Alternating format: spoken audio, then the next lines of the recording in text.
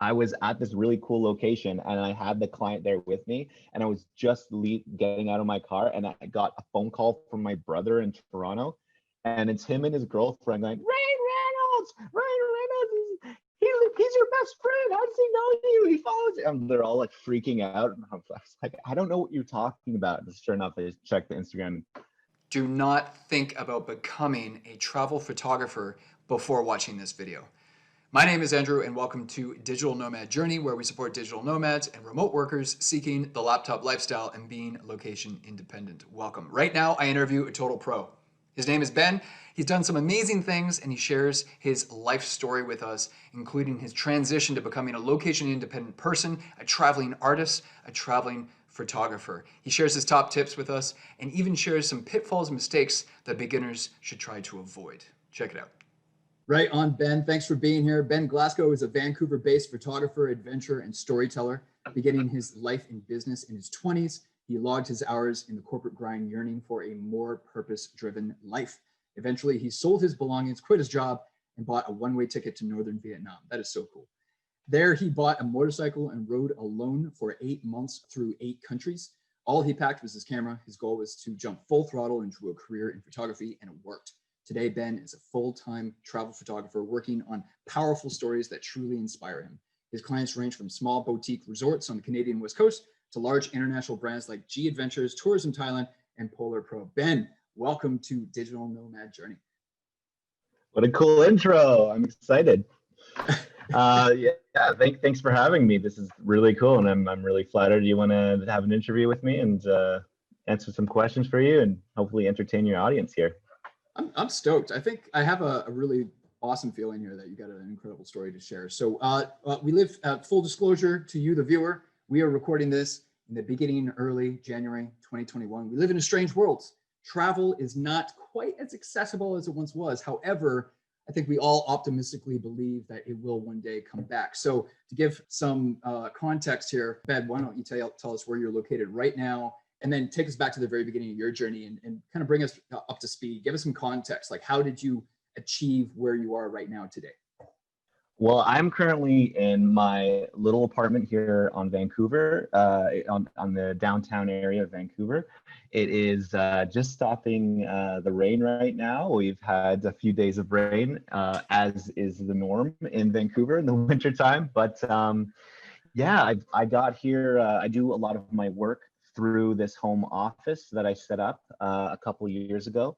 The journey started back when I quit my kind of corporate 9-to-5 jobs, and I set out to become a photographer just on the cusp of turning 30 years old. I had spent most of my life, building other people's dreams. And there came a point in my life where I really wanted to just finally do something for myself.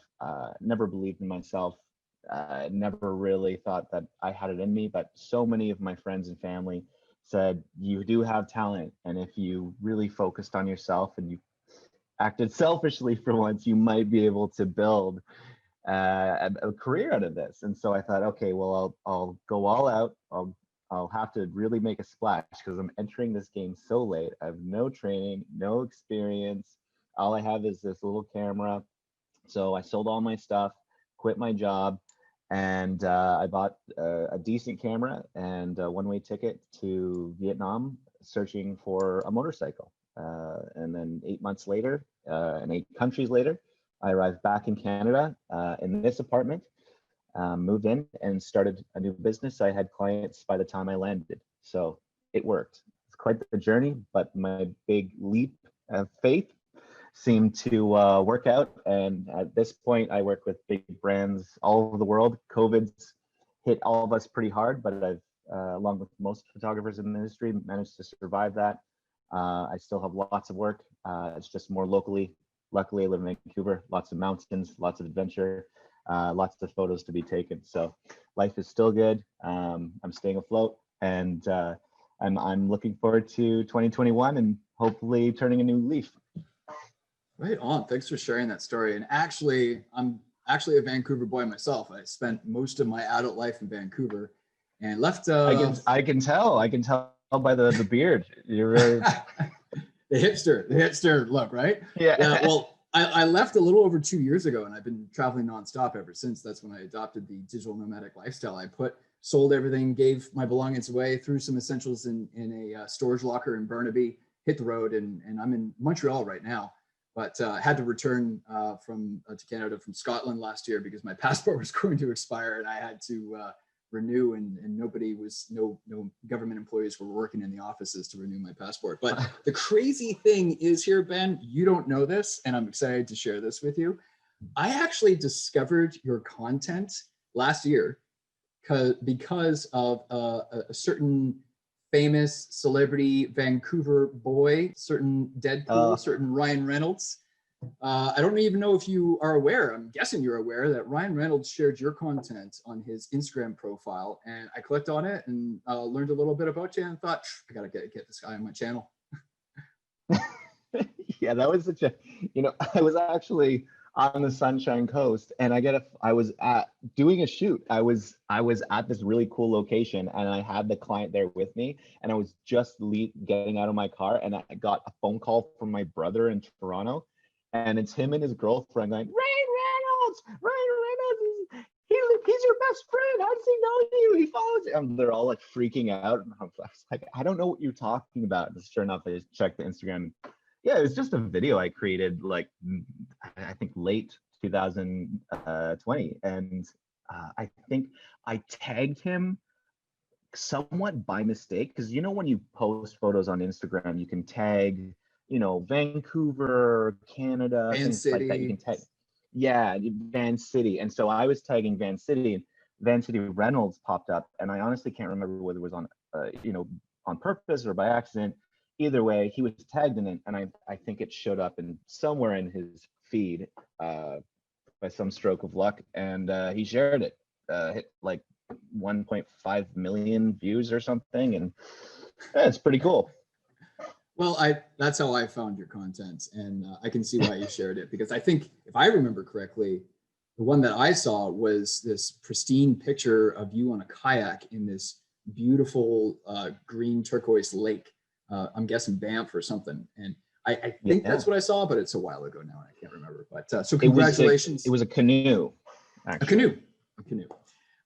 So congratulations, Mr. Canadian. Good point.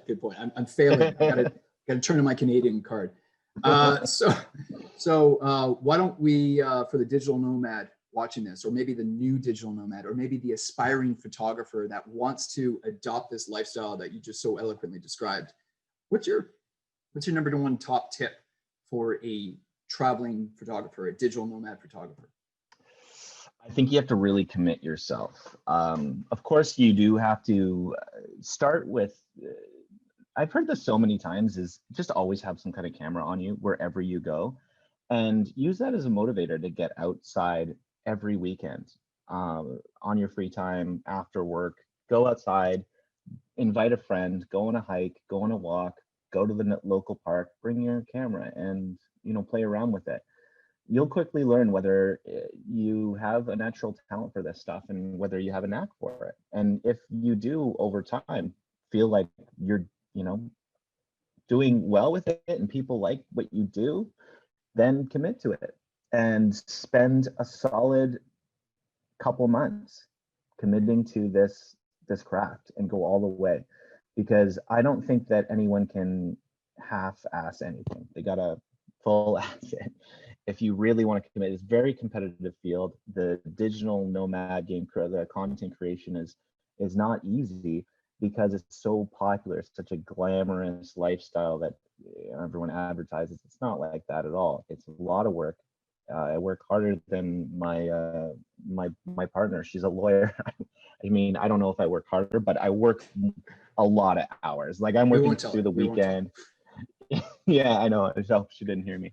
But no, we're both a very hardworking couple, and a lot of people think that an artist spends a lot of time kind of with their head in the clouds. Most of the time is spent with administration, with sales, with hustling and getting your work in front of clients, and constantly posting on different sites and different apps, and getting your work out there as much as possible. It's a real hustle. You got to really commit yourself to it, and hopefully you'll be able to catch some traction. But I guess my only summary of that advice is commit, man. You can't just do it halfway. You got to go all the way. I really like that feedback. And I spend a lot of my time interviewing successful digital nomads and remote workers, but then also studying some of the great entrepreneurs out there. I listen to audiobooks and such, and I come across that pattern. I'm noticing a bit of a pattern here, that the formula of success demands a certain amount of obsession, but it's like a healthy obsession. I think it's fantastic that an aspiring photographer should always have a camera on them at all times and commit to their craft and getting, and I mean, come on, in 2020, 2021 and beyond, content is king. That's never going to disappear. And if you're good at what you do, your services, your product will rise above all the noise out there, right? So I appreciate that. Thank you. That is the positive of it. Is you're totally right. Is content is not going away, as we found. It might even be a bigger demand for it. It's always evolving and changing, which makes our job very difficult. But it's also challenging if you do have, this spark and this passion, as you said, this obsession with creating interesting, dynamic, and beautiful imagery and storytelling. If you have that spark in you, then it's no problem. So just get your stuff out there. I'd love to build on what you just said. One of the smartest things I ever heard was content is king, but marketing is queen and she runs the household. And I love that line because step one is, you got to create the content. In your case, it's amazing visuals, amazing photography. But then you could have the best product or service in the world, but if nobody knows about it, what's the big deal? You're leveraging platforms like Instagram. You're leveraging platforms like YouTube to get your product out there. And boom, before you know it, you had some celebrity actor, Deadpool himself, sharing your content. But that's again, the marketing component. She runs the household. For someone who quit their job and booked a one-way flight and bought a motorcycle and rode through 8 countries, starting with Northern Vietnam, there must have been some mistakes along the way. And I understand that maybe that's something that no one really particularly wants to highlight, especially because when you relive a bad mistake, you almost feel that sting all over again. But human beings tend to learn the best from making mistakes. So I'm curious if you could share a big mistake that you made through that journey, through that process in adopting this new lifestyle. Is there a mistake that you perhaps made that, it still stings when you think of it, but you're like, I'm so glad that happened because otherwise I wouldn't be where I am today? So many mistakes. I love mistakes. I don't shy away from them. I love talking about them. You and I are both kind of storytellers in our own ways, and the mistakes are the most interesting and fun parts to tell. I'd say like right off the bat, within the first week of me going on this big gesture of my like romantic idea of becoming a photographer, I immediately crashed the motorcycle. Like I ran it straight into a truck and broke my shoulder. It was like horrific. It was scary. I was in far northern Vietnam, and I ended up in the hospital immediately, and the next day after breaking the shoulder, because I was so far north and so far removed from everything, I decided to keep riding. So I continued my northern loop of the Ha Giang Trail. Anyone who knows northern Vietnam knows this area is super dangerous.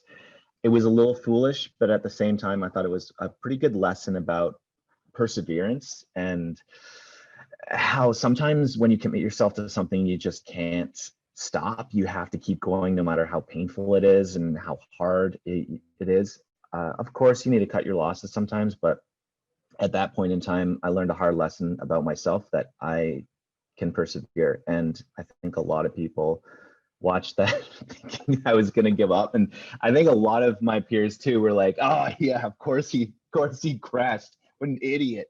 And I knew that there's probably a lot of haters hoping that I would fail and I would probably come home within the first month of this big motorcycle thing that I was doing. And I didn't. I looked at that side of who I knew was watching and was like, I'm not going to give up. I'm going to keep going. it's not really a lesson that I learned about photography per se, but I think it's a lesson about perseverance. One big thing about, for sure, a consistent mistake that I make, and I think most creators and most, I use creators a very, very broad term. So YouTubers, photographers, painters, these kind of digital nomads, is letting comparison get in the way of your creativity. So it's really, really hard in this industry because we're always measuring ourselves against other different creators, and that's not really what our industry is about. We're not really a measurement industry. We're not supposed to be. We're supposed to be creators. And what places like Instagram and YouTube has reduced us to is a follower count or a subscriber count. And it's a huge creativity killer. It's absolutely awful.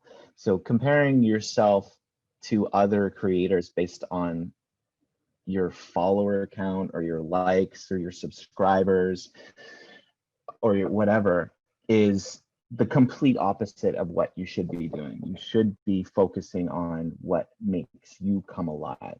And the way I usually like to describe it to people is, say you go to a party, which, what's a party? We don't know what a party is anymore. It's it's COVID times. But when you go to, back in the day, when you'd go to a party and you'd be socializing, a lot of people ask, first question when you meet a stranger is, well, what do you do? And what I would usually ask someone instead is, it sounds kind of cheesy, but, what are you passionate about? Or what do you do in your free time? I don't care about your job. And usually you'll see somebody light up and they'll start talking about something that they truly love. A lot of us creators, it's, creating. And so if you're pursuing that spark and that thing that makes you light up when you talk to your friends about it, then that's what you should be focusing on, not on your follower count, not on your likes and all that. Play the game, sure, and do your marketing best you can, but at the end of the day, what's going to make you stand out from the rest is you sticking to your craft. I like it. So what I'm getting from that is, don't be taking pictures on your motorcycle. I know, I'm just taking a guess. Taking a guess. And be passionate about what you do, because there is going to be a lot of competition out there. And I think it's super easy to, first of all, I think competition is a good thing. I've done enough research and studying some of the greats out there to understand that competition just tells you that there's an actual market, that there's actually paying customers, that there actually is a place for that value that you want to bring to the marketplace. And it seems to me, from what you just shared with us so eloquently, is that if you're passionate about what you do, then the competition doesn't matter, because only you can bring your product to the market your way. Nobody, who's your competitor at being Ben? Like you have no competition. Your competition was you yesterday, right? Yeah. You trying to become a better version of yourself. But dude, that is such a good way of putting it. And a lot of people say this as well, is that if you're looking at your own work, if you go back, say a year, 2 years, let's say just 2 years, and if you don't cringe at the stuff that you made 2 years ago, then you're doing it wrong. You're not growing. You're not developing. It's so painful to look at it. You're like, oh God, it's awful. Oh God, it's so cheesy. Oh, my writing is so terrible. That's a really good thing. It means that you're growing. So embrace that feeling. If you're like, oh man, that's awesome, that means that you haven't grown. So don't feel so smug about how amazing your stuff was 2 years ago. I really like that. I'm gonna have to remember that. Yeah. So 2 years from now, I'm going to look at this YouTube video and go, oh, Andrew, ask better questions. We're going to look at our haircuts or our facial hair. We're like, oh, I can't believe I was such a Vancouver hippie.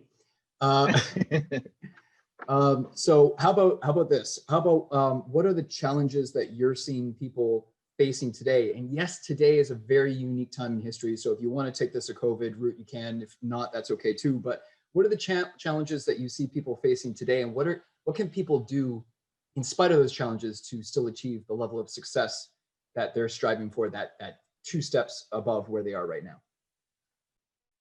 I think it comes natural for us, if we're speaking to the digital nomad crowd, then, it comes natural to us. We're very, very quick evolvers, and we change very quickly. And that is, I think, the greatest challenge of our times for not just like us in the creative industry, but all across every industry is this change that we have to evolve to. And those who've lost their jobs had to evolve to find different forms of income.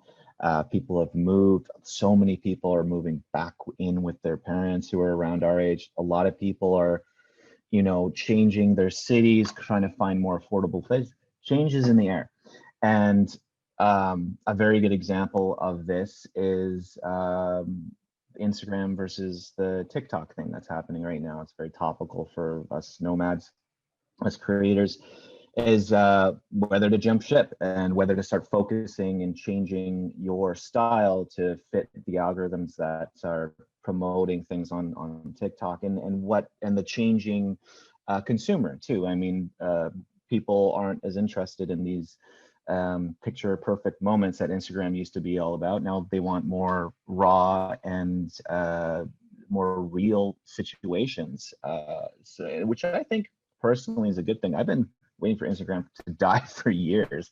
God, I hate it. And I just like everyone I'm a slave to algorithms, and I've found success in Instagram, which is great, but I am definitely changing the game a lot, and I'm spending a lot of time creating TikTok content, which is, I've never thought I'd hear myself say that, but I'm creating TikTok content. It's awful, but it's working, and Don't you say get in that. front of a lot of people. I'm a digital marketer, and a major conference that I took virtually, obviously recently. There were a couple of really good sessions on TikTok, and I mean, it's all about where's your target audience, where are you going to make the most impact, where are you going to bring the most value. But I hear what you're saying. Tony Robbins likes to say it's not the resources you have access to, it's your resourcefulness. And I love how you're like, just change, adapt to your changing circumstances. There's that famous, what is it, a Darwin quote? I'm going to butcher this. I'll have to throw it up on the screen. That it's not the strongest of the species, it's not the smartest of the species. It's those most able to adapt to their changing circumstances that survive. I've always kept that top of mind, and for whatever reason, I feel like people like you and I think digital nomads, remote workers, location independent people were much more resilient when it came to these massive market forces that forced everyone to adapt and change recently, whether they like to or not. Whereas the traditional lifestyle, the traditional approach that the majority of the population take, unfortunately, they experience a lot more pain than I would argue people who chose our lifestyle did. Right? So, how about specific habits or rituals that you've adopted that make your lifestyle possible, or that you're able to optimize your daily routine that you might be able to share with you, the viewer, because maybe you are considering a radical change in lifestyle right now. Maybe the viewer is thinking, geez, where do I start? Or like, what regular habits or daily rituals should I absorb here to increase my chances of success? Dude, I'm the last person needing to ask about habits and rituals. I'm like the most on the spot travel photographer. Like the name of the game for me is complete freedom. And actually, that brings up a really good point, is that if you want to be in this kind of specific travel photographer or travel creator lifestyle, you need to be ready to move at a moment's notice. You need to be packed and ready to go. I got a call yesterday. I might need to do it. There's a big job knocking, and I might need to fly tomorrow to go and do this job on the other side of the country, and nobody else can do it right now. So it's stuff like that. Like, I've had to adapt immediately. I had to change. I keep this very small apartment where a lot of people in my age group are settling down. They're creating shackles, which are really good. I wouldn't call them shackles. I call them foundations, and they're building beautiful homes and lives with people. Whereas my partner and I are completely the opposite. We are trying to be as free as possible. We are very minimalist. We don't buy a lot of things. We only spend our money on, experiences rather than just stuff.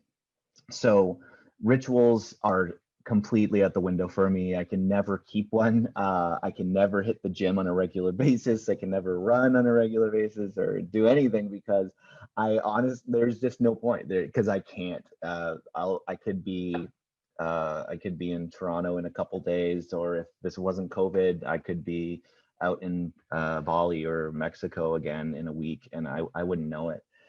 Sounds luxurious, but it's very, very tiring, and it's great. It's what I signed up for, but routine is not the name of the game. It's about keeping yourself as light and flexible as possible.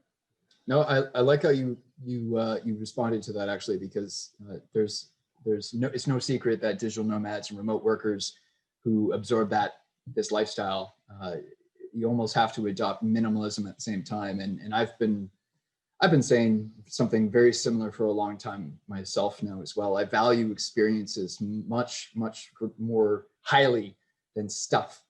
You don't have to be a minimalist to be a digital nomad, but it certainly helps.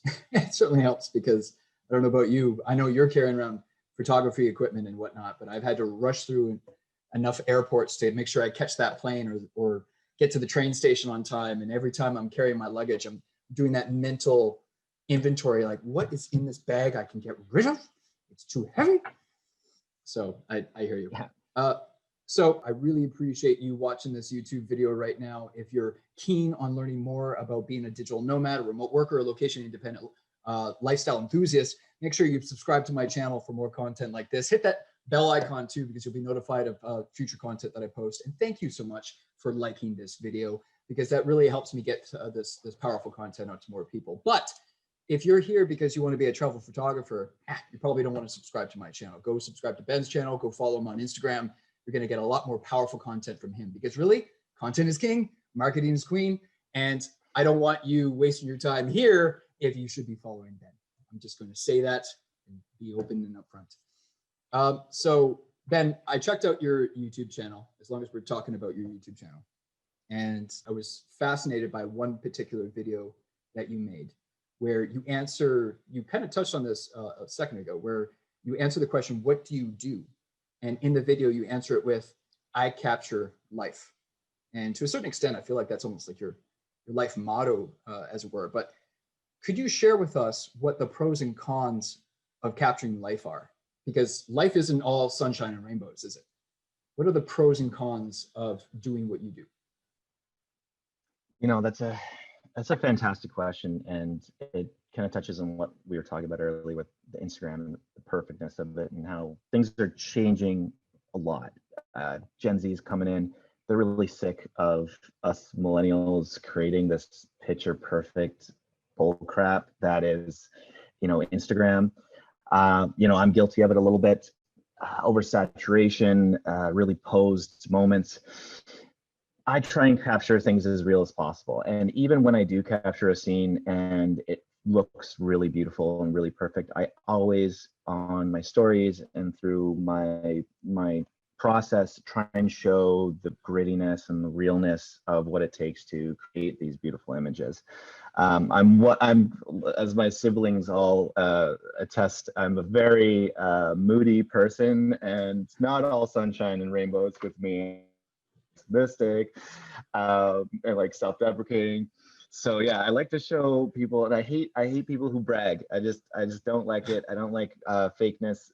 So I like to try and give the realness of these situations as much as possible. And it's not pretty. It's a lot of life that you capture, a lot of the life that you live when you're trying to capture these moments and these stories is not glamorous at all. It sucks, and you're getting rained on, you're freezing to death in the middle of the night on top of a mountain, you're being trampled on in a train in India, or you're dealing with death, you're dealing with beautiful life. There's a lot of stuff, and it's not very glamorous.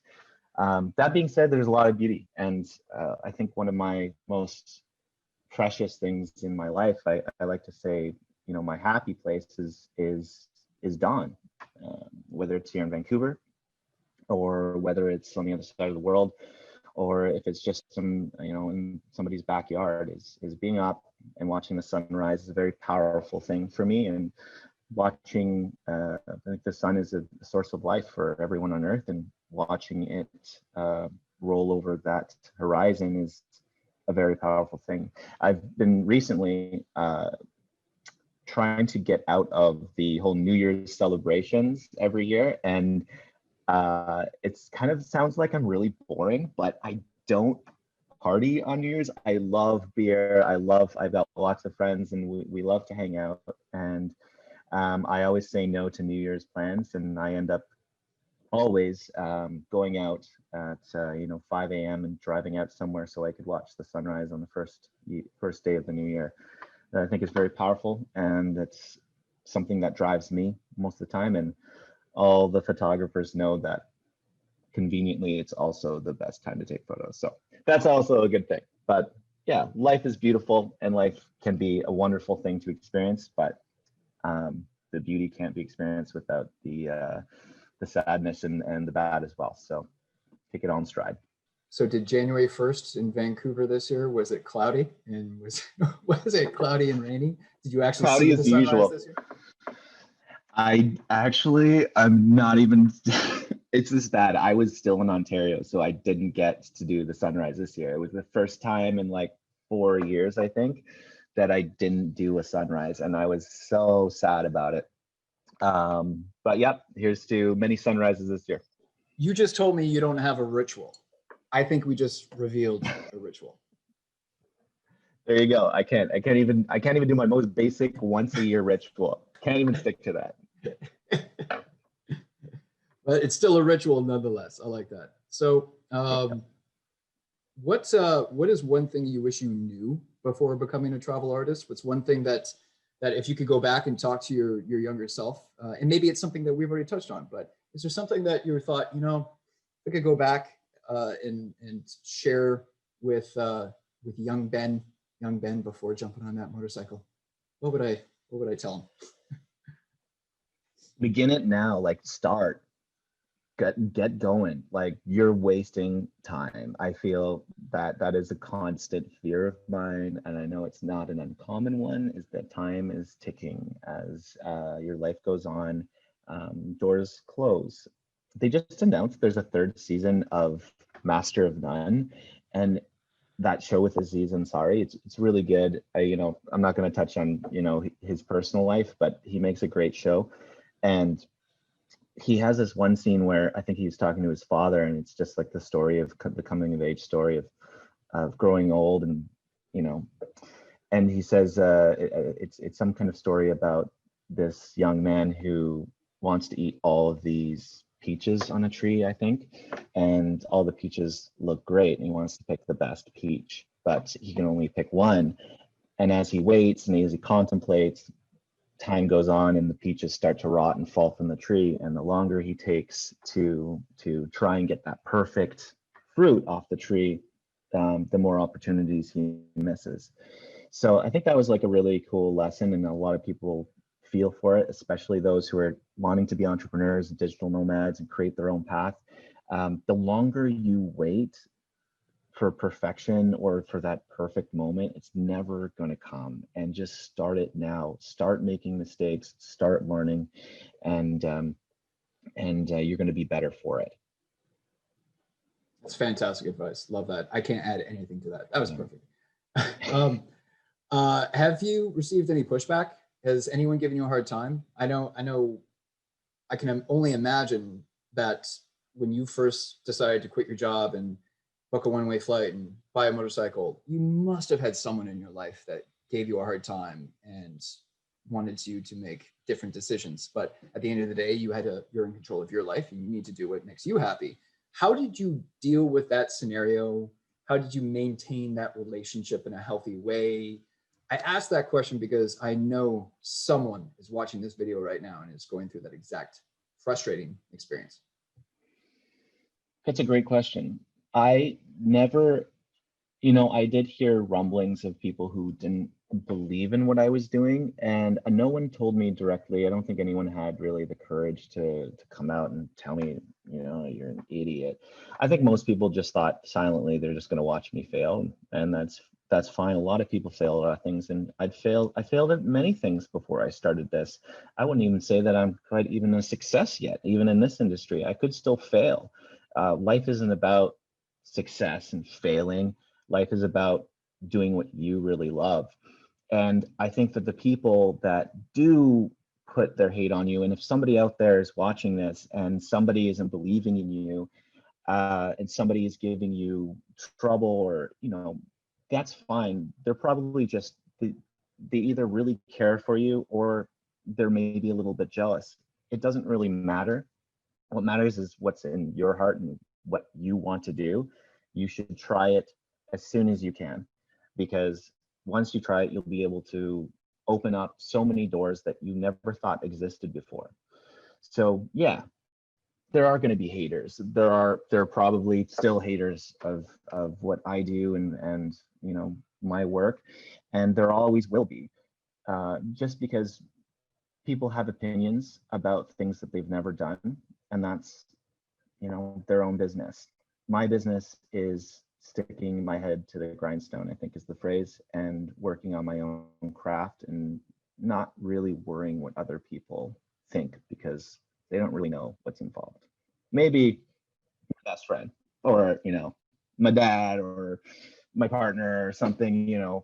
Those people matter, but don't sweat the small stuff with the people on the sidelines hating on you. Just do what you want, stop caring what they think, and things will turn out. That's really good advice. Do you have a favorite tool or resource that you deploy, that you use on a regular basis? And if it's your camera, please tell me it's your camera, and tell us what kind of camera you use.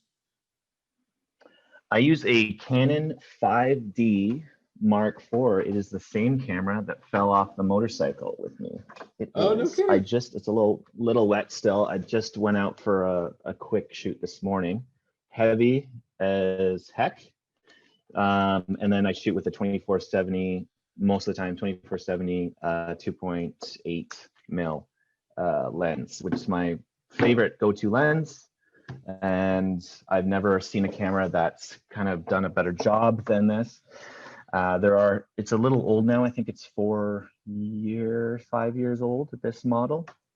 And they didn't even come up with a new one. I think they just switched to full mirrorless. If anyone who's, not a photographer is like, what is this jargon? It's a good camera. It's an expensive camera. And I invested a lot in a really good tool. Doesn't make you a good creator with good equipment, but it sure helps. That is my main tool. I have a couple other lenses. I could probably just grab here. I know like some photography nerds are going to be like geeking out right now, but a lot of people are like, I don't care about this, but I don't care. You asked me the tools. So I have a Sigma 35 mil 1.4, beautiful for portraits. It creates an amazing and very smooth, almost I'd say creamy bokeh, which is like the background, Blur. Fuzz or blur, that you get. This is a beast of lens. A 1 to 400 mil Sigma. It's just for those mountain shots. I get to the top of a mountain and I want to create a really cool layered mountainscape. It's a pretty good lens, and it's a really good price. And then I got this used 1635 just for wide shots, another Canon L series, a little bit older. But yeah, those are the main lenses I have and I use, and my camera. Also have other stuff, lots of other stuff, tripods, drones, etc., that I use to create the work that I have, and it's a lot of weight. And I basically, though, speaking to the readiness, all this can fit in my camera backpack with room for clothes and camping gear. So I can fit almost everything into one pack, and it's almost always packed actually. So I'm ready to go, ready to shoot. Everything's always charged. That's a really important thing for me. I like that. Actually, that's where you and I definitely resonate. Because I do a lot of traveling as well, obviously, and my entire office is always in the backpack, the laptop, everything that's super expensive and valuable and that I need to have with me at all times. Whereas most of my clothing and private items is in the luggage, the checked bag. Because if that goes missing, I can go buy more clothes. It's no big deal. So yeah, no, thanks for sharing that, because whether there's a new photographer or an experienced photographer watching this, my understanding is that photographers like to know what tools are at your disposal, so that, that provides a little bit of direction for someone who, especially for someone who's just starting out for the first time. So, okay, let me be very clear. This setup is a fantastic tool. This is what I started with. I started with a 2470. I invested, two and a half grand in this lens alone. I did a ton of research, a ton, on the most versatile, most high performing lens that Canon offered, that is very robust, and I could get those kind of close up shots at 70 mil, and then the almost wide shots of 24. I love these zoom lenses. They're fantastic. When you're a travel photographer, you need to be able to just whip something out and immediately start shooting. That offered me that opportunity. And then this camera has just been great. Create videos, robust, incredible performance throughout the year. So invest in something that's within your budget, but do a lot of research. And I always suggest versatile zoom lenses when you're starting out, not a whole bunch of others. All the other ones took a few years to collect over my short career here. Makes sense. Very cool. Thank you. So where do you turn for inspiration? Podcasts, books, events? Where do you go when you are seeking new information, new insights? It's really tough as a digital creator, I think, in our industry, whether you're a YouTuber or you're a photographer, because as we mentioned, things are changing constantly. Having a goal is not as simple as most people's careers. If you're a doctor, or if you're a nurse or a lawyer or an engineer, whatever it is, you have these very clear set of goals that are tried and true over the decades. Our jobs change year to year, and trying to set goals is really important. But also, you shouldn't be sweating it if you can't be reaching these goals, because things are changing. I know a lot of creators in my industry are like, by the end of this year, I want a certain amount of followers. There is no way that you can guarantee that. And trying to base your career off some wishy-washy algorithm that's being controlled down in California is not a good way to set yourself up for success. You should be focusing on personal, attainable goals. For inspiration, the reason why I bring this up is that I look to established creators and established creatives. If you are like a YouTuber, you should be looking at directors. If you are a photographer, you should be looking at veteran National Geographic photographers. You should be looking at portrait photographers who are established. People who aren't Instagram creators, they're a dime a dozen. You want to look at someone who actually created a career without using an algorithm. Those people are the true talents. And if you're able to learn from them somehow and find out their system of building a business and building a brand, building a career, then I think that is a very attainable and very realistic inspiration source for you. I like that. I live by that as well. Whatever your craft is, whatever your niche is, identify who the greats, the leaders, the pioneers are in that space, because success leaves clues, right? And you're going to improve your chances of success if you can just pull out 1%, 2% of what they do as inspiration, and then add your flavor to it. I have to admit something though, because of your motorcycle experience, I was kind of half expecting. And maybe you haven't seen it. If you haven't, you got to add this to your watch list. Ewan McGregor's Long Way Down, Long Way Around, Long Way Up. Have you ever watched those? Yeah. God, it makes me almost borderline angry, because I'm angry at myself that I'm not doing, I'm not at that level. It creates such a fire in me knowing that. Oh, come on. He's Obi-Wan Kenobi. He's got access to some incredible resources. Dude, he's got the force, man. He's got the force, man. Yeah. He's also extremely charming, on camera and everything, and that's what makes me so fired up. To be I'm just look at him, man, He did such a good It's job of it's that. one of those series that Um, I easily binge watch. Long Way Round, I think, was the first one, then Long Way Down. I haven't yet watched Long Way Up. I think it just came out like a few months ago. So that's next on my radar. But I was half kind of expecting you to drop something like that, but I was just curious. I wish, man. And you know, I can't even watch it. Like I've seen a couple episodes and it just makes me like I get so much FOMO from it. It's Yeah. overwhelming. I'm like, I should be doing this because it's really hard for a creator. You need to choose your path and you need to choose what's important, what's paying the bills. A lot of the time, from I'd love to do another motorcycle trip. I've been talking about it, doing it properly, and having a film crew of some sort or whatever. And really, I just keep getting hired for these other jobs that are local or out in, you know, Thailand or Nicaragua. It's very cool work, but it prevents me from kind of getting back on the road on a motorcycle. Yeah. Well, and plus, under our current circumstance, it's not exactly the easiest travel right now. It can be difficult, challenging for a number of reasons. But you're talking to the right person, because it's on my bucket list too, to do one epic motorcycle journey. Was there a time, was there a specific event in your journey that you would consider the toughest part? And maybe you've already shared that with us as far as when you broke your shoulder on that motorcycle. If you didn't, perhaps you can, maybe there's a fresh story in there somewhere for us. But I'm curious if there's like a really low point, because right now, especially right now, there are a lot of people going through really difficult times, people experiencing extreme lows.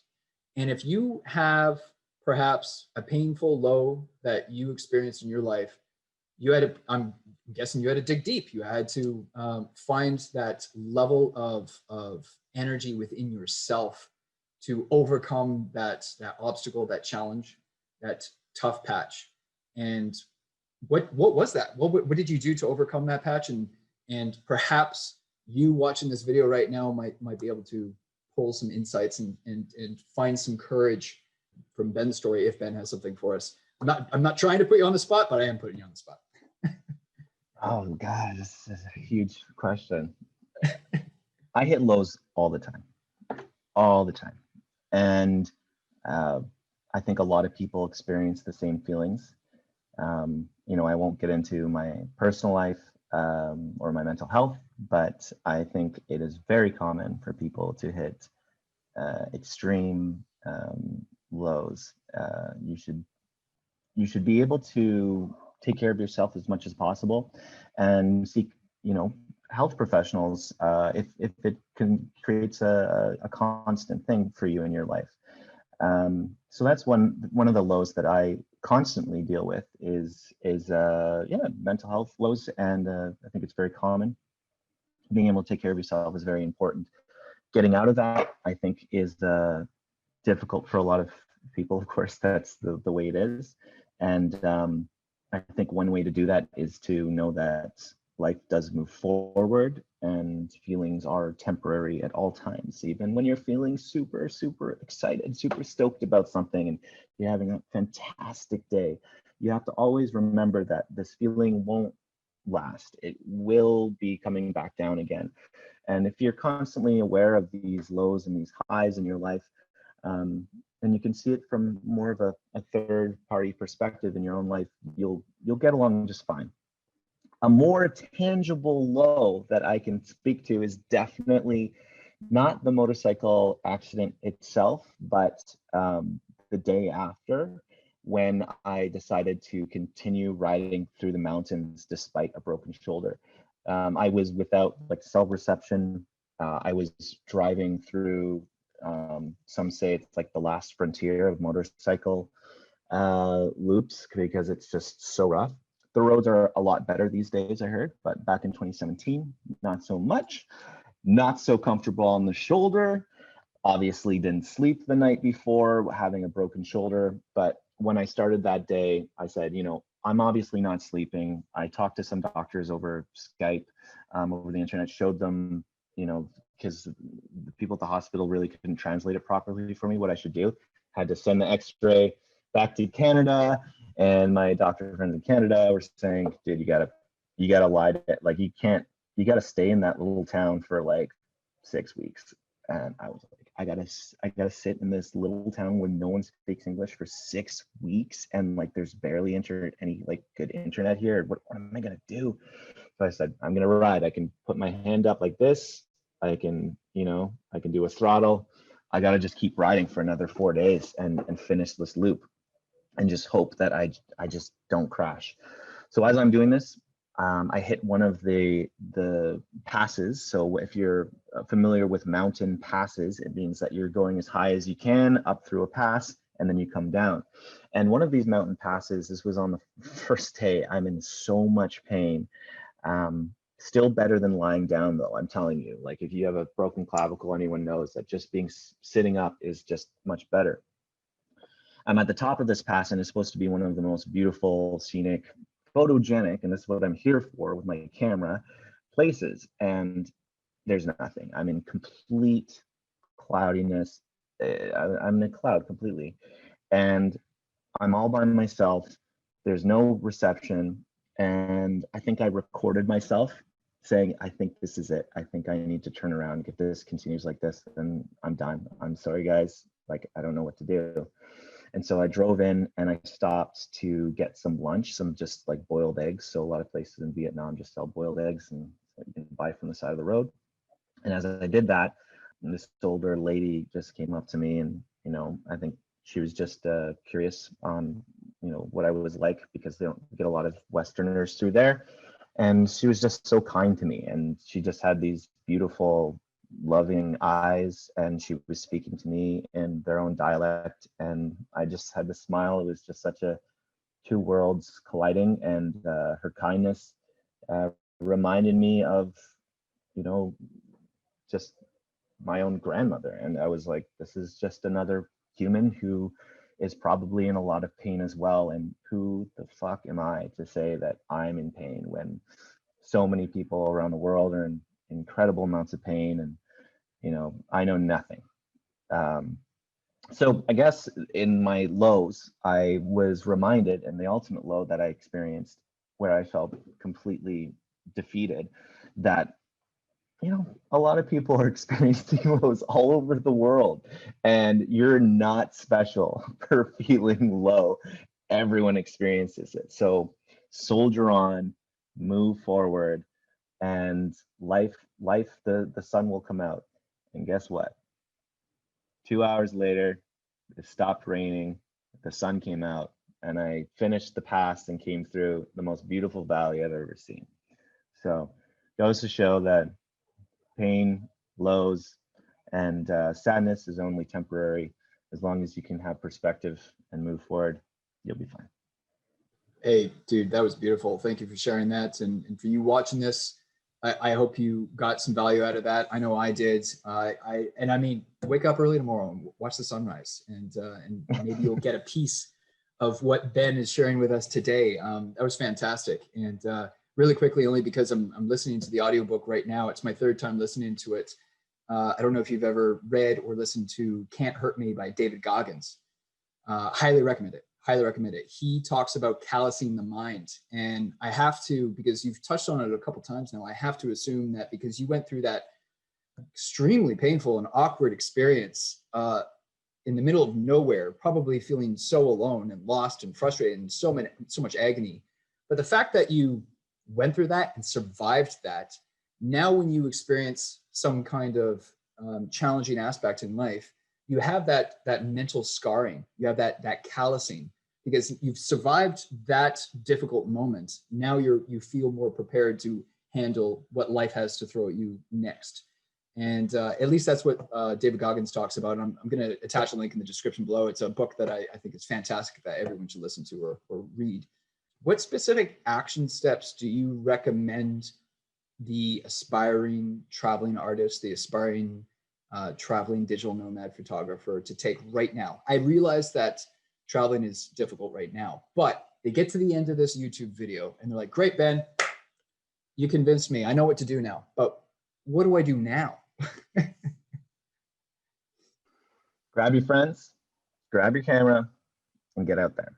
So a lot of people, they just don't start. They're like ashamed or they're embarrassed. I think the embarrassment of failing or doing something cringy or stupid, or, your photography sucks. Yeah, everyone's photography sucks to someone.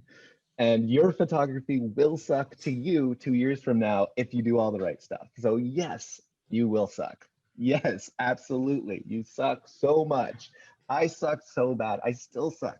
But in the end, the important part is that you grab your camera, even if it's a little Rebel or if it's on your phone. Like, phones are great. Grab a friend and go creative, make some mistakes, and you're already on your way. Got to go through that suck phase. I love it. You got to go through that suck phase. You can't get to the step 2 until you go through step 1, the suck phase. I think all life is a suck phase. It's just like a scale of how badly you suck, or how. Yeah, but you got to laugh. You got to enjoy the ride, right? You got to enjoy the journey. So not all heroes wear capes. Not all heroes wear capes. Who do you see yourself being a hero to? Who is the viewer watching right now that someone is perhaps where you were a year ago, or 2 years ago, or 5 years ago? Who is the person that you see yourself being a hero to?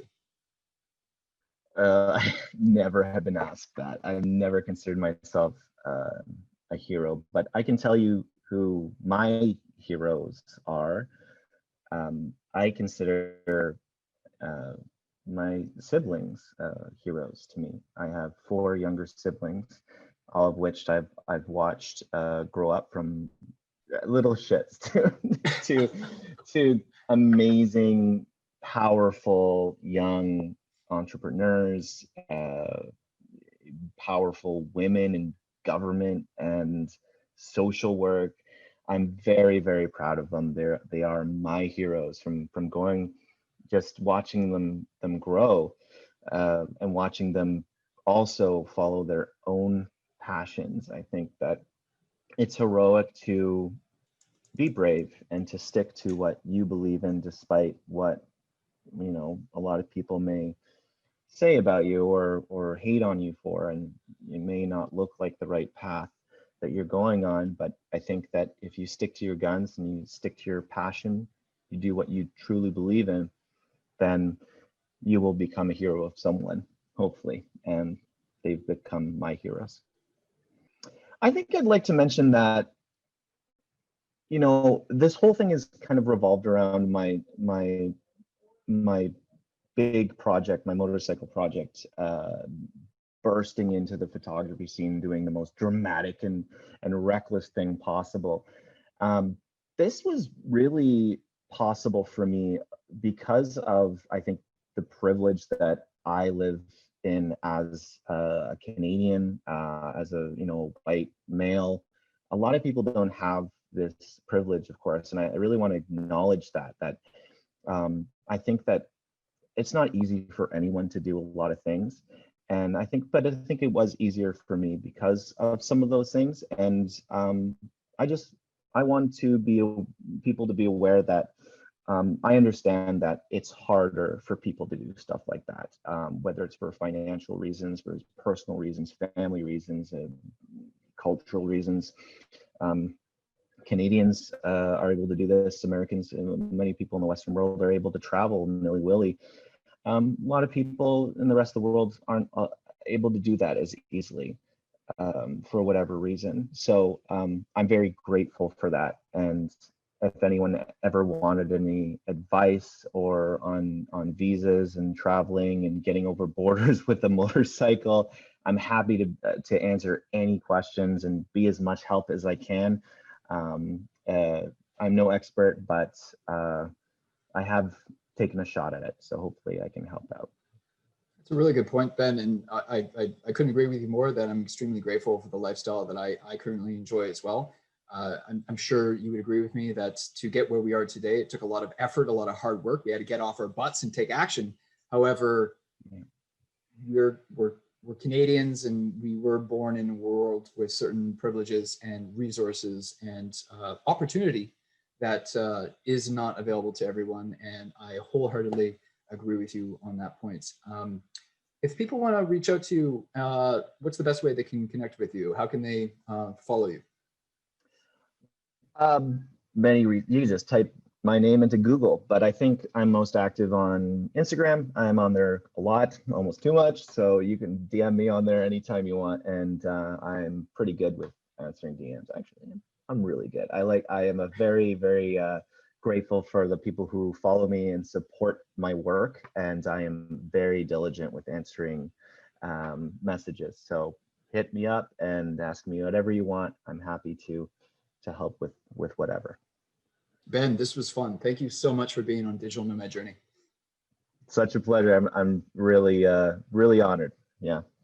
I hope we get a chance to connect in person one day. So if you made it all the way to the end of this YouTube video, I congratulate you. I appreciate you. Thank you for liking this video. Subscribe to the channel for more content like this. But if you're an aspiring photographer, I admit you're probably not going to see a lot of that content on this channel. Go find Ben. He's going to be able to help you a lot more in that department. But I am obsessed with interviewing more digital nomads, more remote workers, more location independent people. I already have a lot of great content on this YouTube channel, and you're going to find more of those interviews right over there. Take a look at more content that will be helpful and will certainly point you in the right direction when it comes to making scary decisions and adopting this location independent lifestyle. Own the day, make it yours. Take care.